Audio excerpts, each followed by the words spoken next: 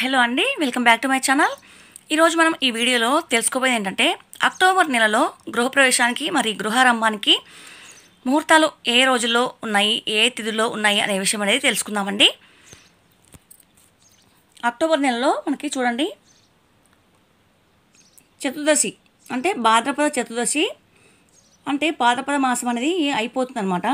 ఆశ్వయుజ మాసం మనకి 3వ తారీఖు నుంచి మొదలవుతుంది కాబట్టి మనకి మంచి రోజులు అనేవి కూడా అంటే భాద్రపద మాసంలో శూన్యమాసం కాబట్టి మనం ఏం చేయం కదా, అంటే శుభకార్యాలు అనేవి చేయం కాబట్టి ఆశ్వయుజ మాసం మనకు 3వ తారీఖు నుంచి మొదలవుతుంది. అయితే 3వ తారీఖున మీకు గృహప్రవేశానికి ముహూర్తం అనేది ఉంది చూడండి, హస్త నక్షత్రము. ఇక 4వ తారీఖున కూడా మీకు గృహప్రవేశానికి మాత్రమే, అంటే గృహారంభానికి లేదు, అంటే శంకుస్థాపనకి లేదనమాట. నేను పంచాంగ ప్రకారం చెప్తున్నాను, దాన్ని బట్టి మీరు తెలుసుకోండి. అలాగే మీరు ముహూర్తాలు పెట్టాలనుకుంటే మీ పురోహితుని సంప్రదించండి. నేను మామూలుగా చెప్తున్నాను ఏ రోజుల్లో ఏ తిథిలో ఉన్నాయనేది. ఇక 4వ తారీఖున కూడా చిత్త నక్షత్రము, ఈ రోజు గృహప్రవేశానికి ముహూర్తాలు ఉన్నాయి. 5వ తారీఖున కూడా మీకు గృహప్రవేశానికి గృహారంభానికి కూడా ఇవాళ ఉన్నాయి, అంటే స్వాతి నక్షత్రము తదియ చూసారు కదా, శుక్లపక్షము ఆశ్వయుజ మాసం అనమాట. ఇంకా 6వ తారీఖున కూడా గృహప్రవేశానికి మాత్రమే ముహూర్తాలు అనేవి ఉన్నాయి.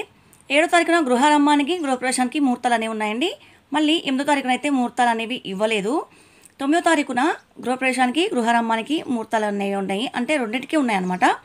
ఇక 10వ తారీఖున కూడా ఇవ్వలేదండి. మరి 11వ తారీఖున గృహప్రవేశానికి మాత్రమే ముహూర్తాలు అనేవి ఉన్నాయి.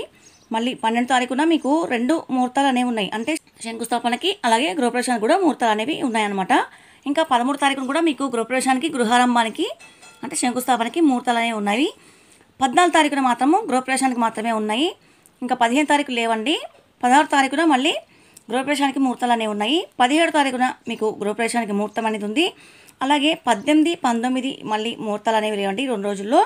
ఇంకా 20వ తారీఖు వచ్చేసి గృహప్రవేశానికి మాత్రమే ముహూర్తాలు అనేవి ఉన్నాయి. మళ్ళీ 21న మీకు శంకుస్థాపనకు ఉన్నాయి. అలాగే గృహారంభానికి కూడా ముహూర్తాలు అనేవి పెట్టుకోవచ్చు. నేను శంకుస్థాపన లిస్ట్ కూడా ఇచ్చాను, కావాలంటే మీరు నేను లింక్ డిస్క్రిప్షన్లో ఇస్తాను, చూసేయండి. ఇంకా 22 లేదండి. 23వ తారీఖు వచ్చేసి గృహప్రవేశానికి మాత్రమే ఉంది. అలాగే 24వ తారీఖున మీరు శంకుస్థాపనకి గృహప్రవేశానికి ముహూర్తాలు అనేవి ఉన్నాయి. మళ్ళీ 25వ తారీఖున గృహప్రవేశానికి శంకుస్థాపనకి రెండింటికి ఉన్నాయి ముహూర్తాలు. ఇంకా 26వ తారీఖు వచ్చేసి గృహప్రవేశానికి మాత్రమే ఉన్నాయండి. 27వ తారీఖున మళ్ళీ మీకు శంకుస్థాపన చేసుకోవచ్చు, అలాగే గృహప్రవేశం కూడా మీరు ముహూర్తం అనేది పెట్టుకోవచ్చు. 28, 29, 30, 31 అయితే ఈ 4 రోజుల్లో మళ్ళీ ఏమీ ఇవ్వలేదు, ఎందుకంటే అమావాస్య వచ్చే రోజులు కాబట్టి ఆ 4 రోజుల్లో అమావాస్య ముందు ఏవి ముహూర్తాలు అనేవి పెట్టరు కదా, అందుకే ఇక్కడ పంచాంగంలో అయితే ఇవ్వలేదు.